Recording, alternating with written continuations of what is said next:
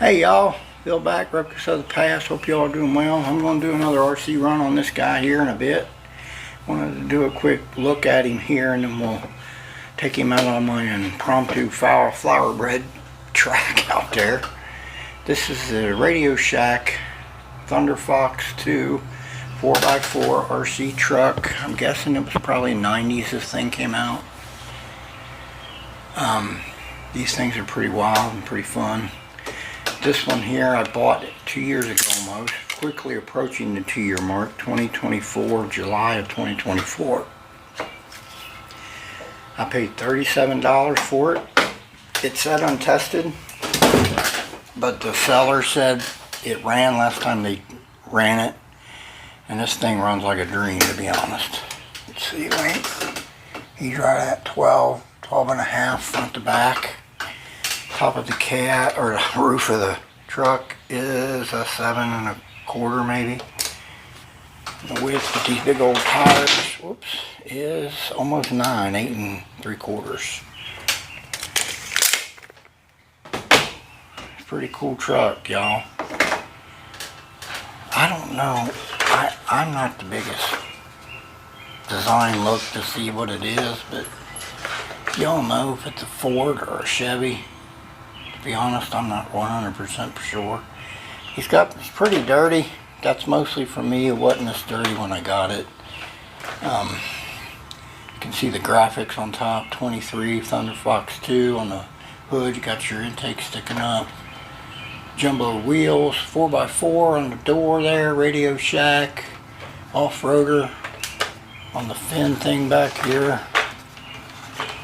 It does have a speed control there. That's fast and slow. Right now I've got it on slow. Yeah, I got it on low. It's low and high. Battery goes in there. It's one of those 9.6 volt battery packs. Basically they're double A's wrapped up in a package. I'll turn him on here real quick. And I always make sure that I want the 4x4.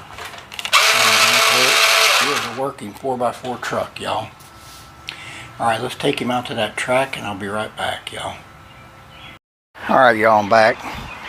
Here we go. We're going to give him a run here. Now, he's probably a little bit higher speed than the yellow truck I've done, I think.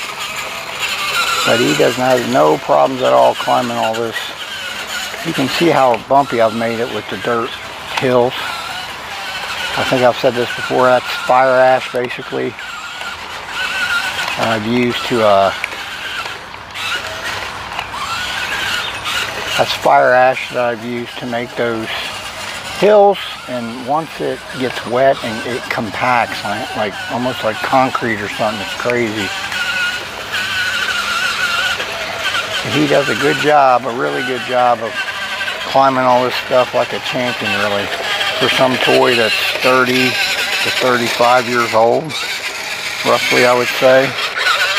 And it said untested, as I said, but man, it runs just absolutely fine, y'all. I cannot complain on this here fella at all. All the old RadioShack stuff, to me, are excellent. Now, the Nico older stuff were good too, and they were very similar built to like the RadioShack. I always wondered if they were just all built in the same place, because they're very similar design styles, and they look like they were just built the same to me. This thing is really one of the best ones I've bought, probably. It runs really solid. Some of them you can kind of tell they might be getting worn out, at least in my opinion, that I've had.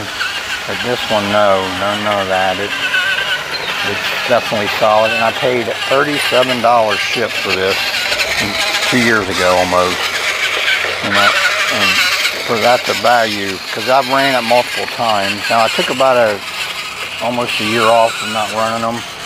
Last year I didn't run them nearly as much as 24, but I'm going to be getting back into it here a lot with these.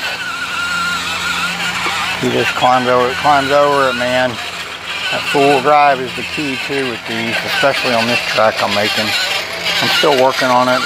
Probably this weekend I'm going to work on it some more. Make this track a little bit more challenging.